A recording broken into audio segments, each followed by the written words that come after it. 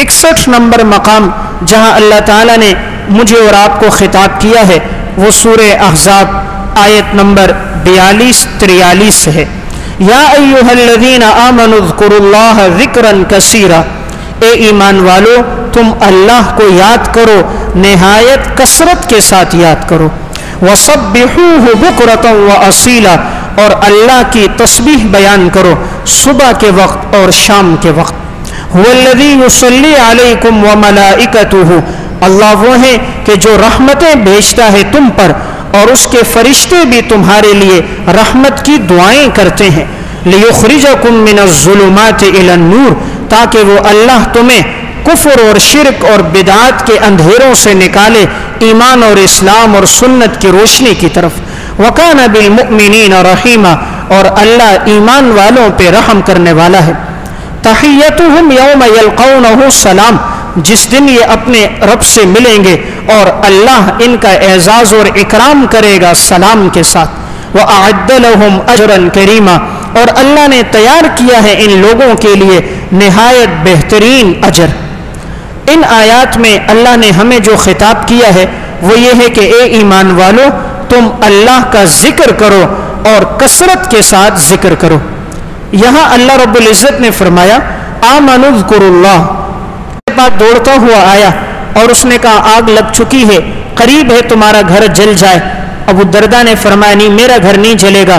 وہ شخص چلا گیا، پھر تھوڑی دیر کے بعد آیا کہ حضرت آگ بہت تیزی سے آگے بڑھ رہی ہے، قریب ہے کہیں آپ کا گھر نہ جل جائے۔ انہوں نے فرمایا نہیں کچھ نہیں ہوگا۔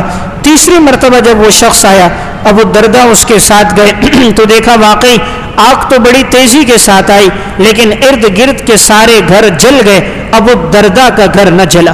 پوچھا گیا بھائی کیوں؟ کہا اس لیے کہ میں نے یہ مسنون دعا پڑھ لی تھی اور حدیث میں آتا ہے جو آدمی یہ مسنون دعائیں پڑھ لے گا تو اللہ تعالیٰ اس کے جان مال کی حفاظت کرتا ہے۔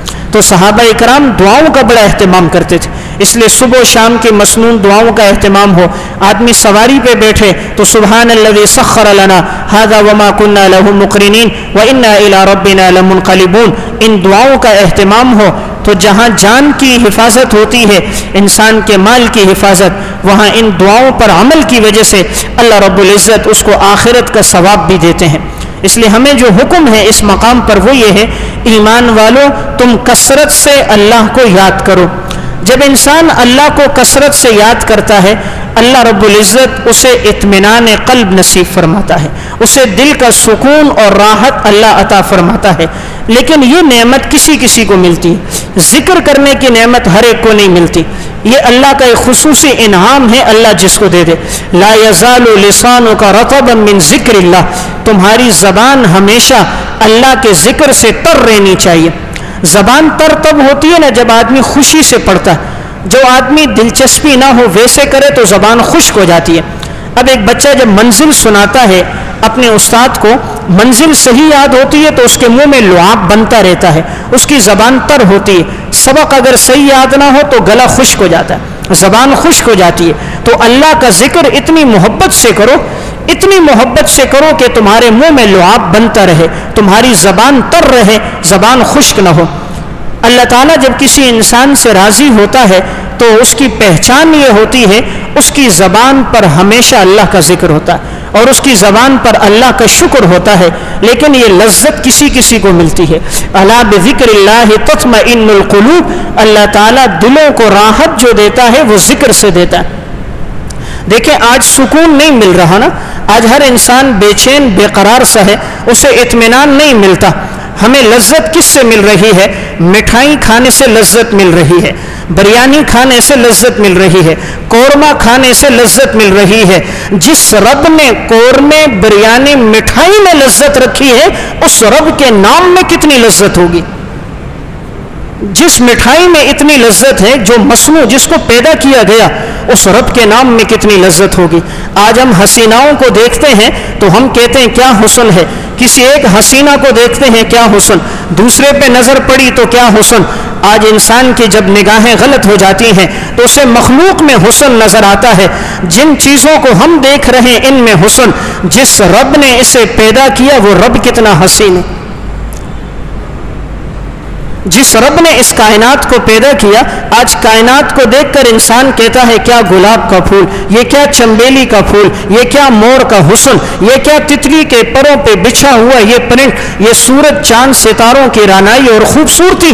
جس رب نے سورج کو یہ چمک دی، جس نے چاند کے اندر یہ لذت اور راحت اور سکون رکھا، جس نے ستاروں کو جگمگاہٹ دی، وہ رب کتنا حسین ہوگا۔ جس رب نے سورج کو بنایا، جس نے چاند میں چمک رکھی، جس نے ستاروں میں جگمگاہٹ رکھی، لیکن یہ سکون تب ہوگا جب وہ دل سے اللہ کا ذکر کرے گا، پھر اسے ایسی لذت ملے گی، وجد حلاوت الایمان، وہ ایمان کی مٹھاس اپنے دل اور زبان پہ محسوس کرے گا۔ آپ صلی اللہ علیہ وسلم فرماتے ہیں نا کہ جب انسان کا اللہ سے ایک تعلق بن جاتا ہے، اللہ اسے ایمان کی لذت دیتا ہے، اسے وہ لذت پھر ان مصنوعات میں نہیں ملے گی، کھانے پینے کی چیزوں میں لذت نہیں ملے گی، اسے اللہ کے ذکر میں وہ لذت ملے گی۔ جس رب نے حور کو اتنا خوبصورت بنایا کہ حضور نے فرمایا کہ اگر وہ تھوک دے تو کھارا سمندر میٹھا ہو جائے، وہ صرف اپنا دوپٹہ لہرا دے ساری کائنات خوشبو سے معطر ہو جائے، وہ صرف انگلی ظاہر کر دے ساری کائنات روشن ہو جائے، جس حور کا یہ حسن، اس کے پیدا کرنے والے کا کیا حسن ہوگا۔ اسی لیے تو حدیث میں آتا ہے، آپ صلی اللہ علیہ وسلم نے فرمایا اللہ تعالیٰ جنتیوں کو ساری نعمتیں دے گا، دینے کے بعد اللہ کہے گا ایک نعمت ایسی ہے جو میں نے تمہیں نہیں دی۔ جنتی کہیں گے یا اللہ تو نے ساری نعمتیں تو ہمیں دے دی، جو زبان سے نکالتے ہیں وہ مل جاتا ہے، جو دل میں چاہت ہوتی ہے وہ سامنے آ جاتا ہے، آخر کیا رہ گیا؟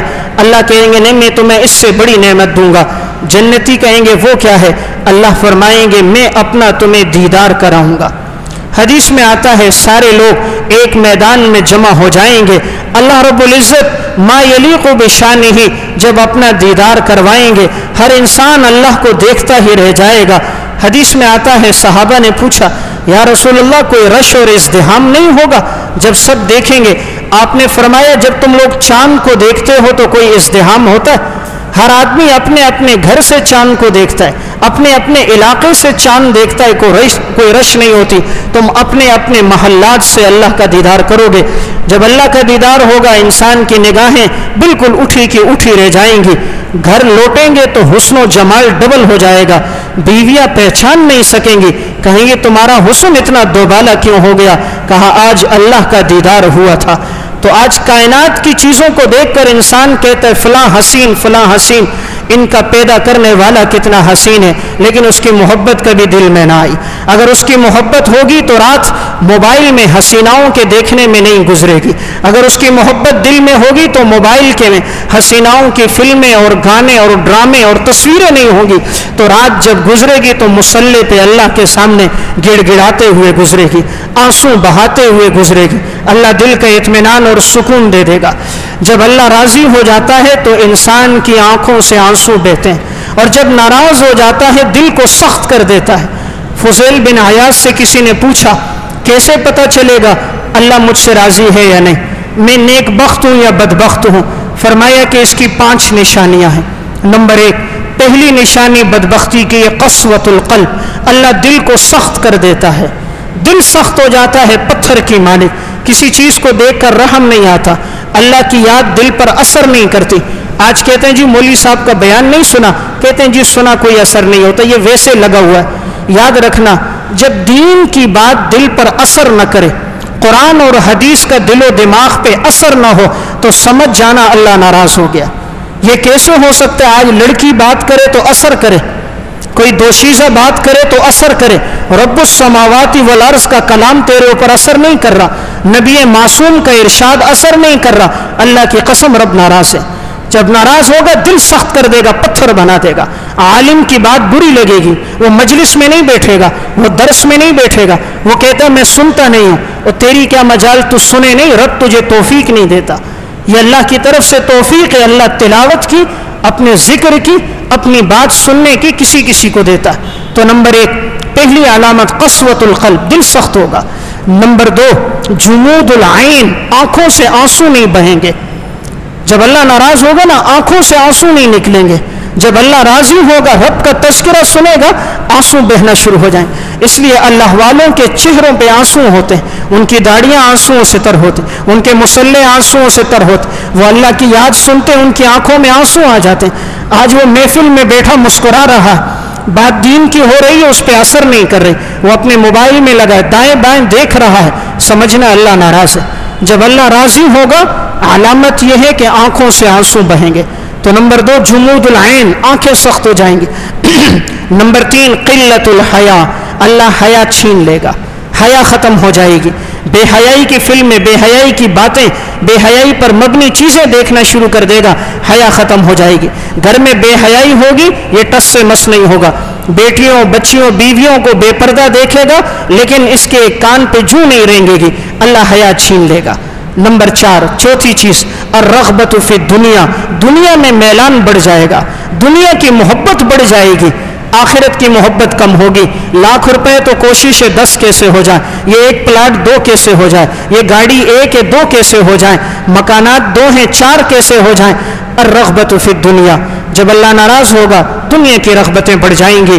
اور نمبر 5 طول العمل، لمبی لمبی امیدیں باندھے گا، لمبی امیدیں، یہ بناؤں گا پھر یہ کروں گا، یہ مکان بنے گا پھر یہ بناؤں گا، یہ گاڑی لوں گا پھر یہ لوں گا، یہ موبائل خریدوں گا پھر یہ خریدوں گا۔ اور بھائی سامان 100 برس کا، پل کی خبر کوئی نہیں، تجھے معلوم ہے تو مسجد سے باہر نکل سکتا ہے، یہیں پہ موت آ جائے گی۔ اس لیے 5 باتیں ہیں بدبختی کی علامات۔ دل سخت ہو جائے گا، آنکھوں سے آنسو نہیں بہیں گے، حیا کم ہو جائے گی، دنیا میں رغبتیں بڑھ جائیں گی اور امیدیں لمبی ہو جائیں گی۔ تو آج کے درس کا خلاصہ یہ بات ہے کہ انسان کثرت سے اللہ کو یاد کرے، جب بھی موقع ملے، تنہائی میں ہو، مجلس میں ہو، مجمع میں ہو، سواری پر ہو، اکیلا ہو، ہمیشہ زبان پر اللہ کا ذکر ہو۔ اللہ مجھے اور آپ کو عمل کی توفیق